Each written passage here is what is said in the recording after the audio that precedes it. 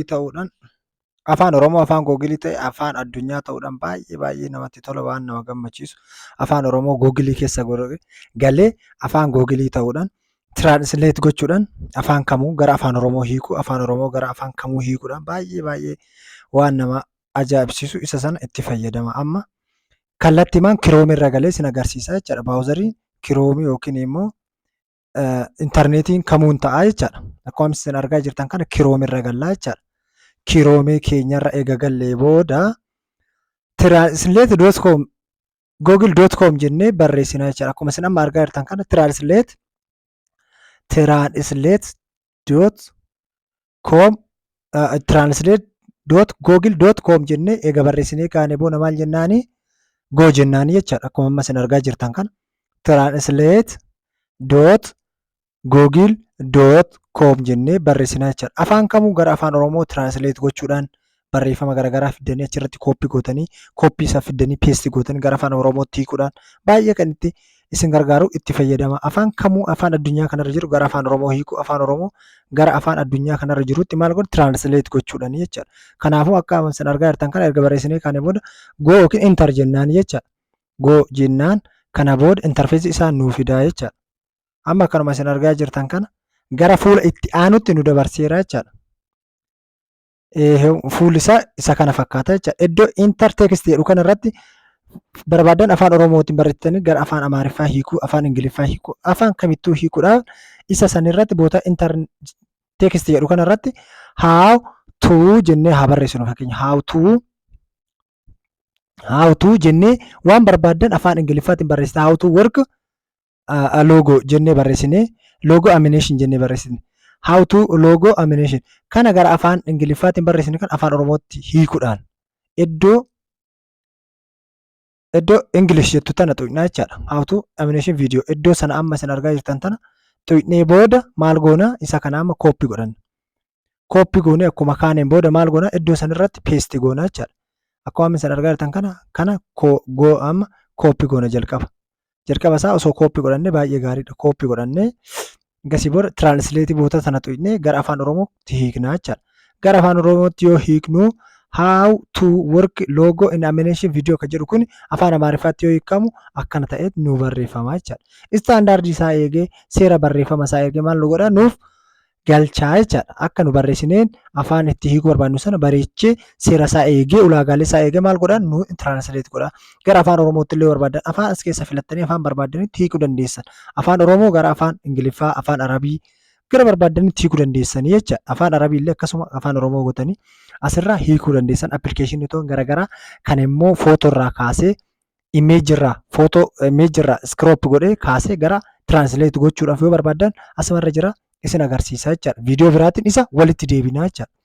Kanaafuu amma Oromiyaa afaan Oromoo gara afaan Ingiliffaa hiikaa jirra. Afaan Ingiliffaa gara afaan Amaariffaa hiikaa jirra.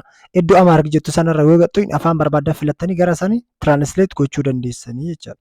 Akkuma isin argaa jirtan kana akka gara afaan Oromootti jijjiirraa jechaadha. Amma walumaan afaan Oromoo kanarra hin tuqina.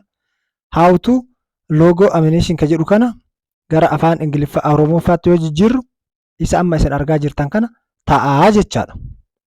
Gara afaan Oromoofaatti jijjiirraa jechaadha. Akkuma isin argaa jirtan kana isa kana ta'aa jechaadha. Akkuma amma isin argaa jirtan gara baawuzarii biraa seennee mee walumaan ilaalla. Asumarraa gara biraa seennaa jechaadha. Appilikeeshinii biraarra seennee walumaan ilaalla. Proogiraamii amma fakkeenyaaf kaayizen jennee barreessine amma kaayizen akkuma jennee barreessine kana kaanee iddoo kana gadi cuqaafna jechaadha. Akkuma isin argaa jirtan kana gadi tuqnee ilaallamee walumaan. Isa kana amma iddoo isin ilaalaa jirtan kana gadi tuqnee achirraa fuunee kooppii goonee gara inni peesti goonee ilaalla, translate goonee ilaalla jechaadha. Amma hawduu kan jedhu kana gamee gadi qabnee isa kana kooppii goonee jalqaba.